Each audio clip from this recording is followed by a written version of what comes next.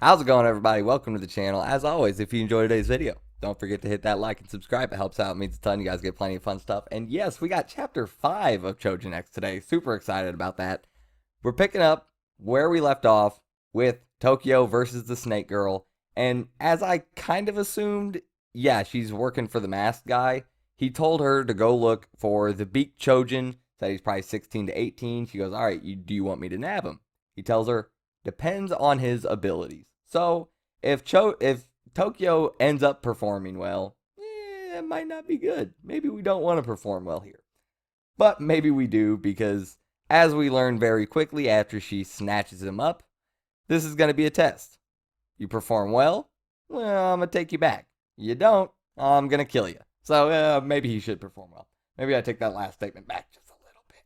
But yeah, we also learn from her very early on in this chapter is that tingle, that little tickle tingle in the back of Tokyo's neck when he was trying to work on his body transformation and get back to normal was actually him sensing a nearby Choujin using their ability. So yeah, that's a nice little bit of a power system getting fleshed out a little bit. I like to see that. So yeah, they can sense each other when they use powers. And also, like she said, this is going to be a test. He gets 3 strikes if she catches him 3 times. So yeah, she's already grabbed him up like twice at this point. He got away when she first had him in her mouth, and then she grabbed him up with her little snake arm things. So yeah, she drops him, tells him to run. He's got 10 seconds, then she's after him. So he starts taking off. She comes after him after a couple scary yet somehow sensual panels. Yeah, she goes after him, and she's like, oh, you're gonna run like a human, huh? So we're kind of leading to the thought that, yeah, Tokyo's probably going to be able to sprout wings, probably going to be able to fly.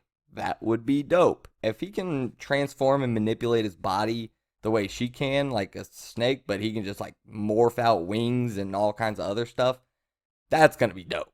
I can't wait for that. That's going to be super cool. But when Tokyo is running past all these animals in this zoo, they just keep spouting stuff off.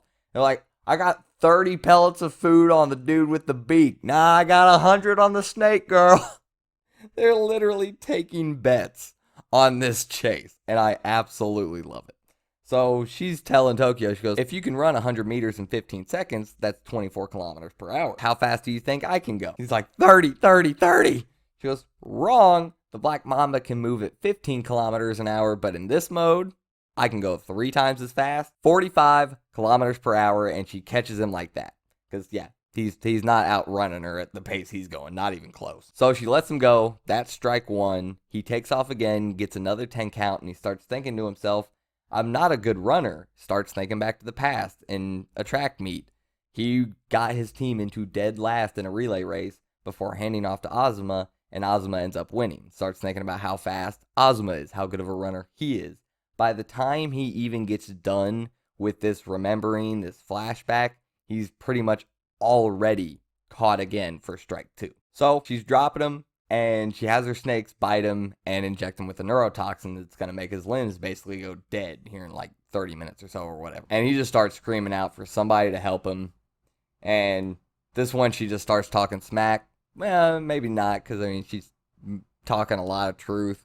I feel like this is more of a tale where we're going to see Tokyo get out of this, become a more confident person, and realize that he can do a lot more things, especially now that he has these powers. There's going to be a ton of growth for Tokyo in this. So yeah, no, at the moment, he's kind of down there on a lot of these statistics, if you will. If we're putting up stat sheets, Tokyo's not looking great. But we'll get that looking better. Just give him a little bit of time. He'll be alright. And this is when we have our wonderful little smoke girl coming flying in out of nowhere with her smoke powers. And Tokyo sees her. He's like, what is that? It's smoke? And she just tumbles up right in front of him. He's like, and a person. So yeah, I have no idea what's going to happen. I don't know if we're going to get more crazy chase stuff going on. I don't know.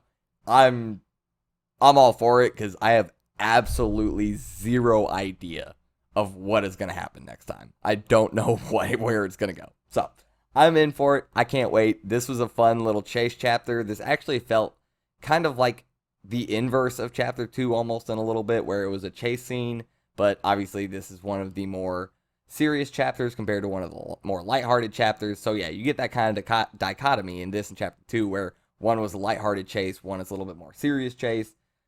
Different stuff going on, obviously, but there is that dichotomy there. And the girl from chapter 2 is showing up at the end of this one. So yeah, kind of ties it back around to the beginning of the series, where we got the girl and Chandra, whatever that dude's name was, something like that. So yeah, we're finally going to get to see Tokyo and this girl interact and see what their kind of duo is going to work as, because I figured they would come into contact sooner or later.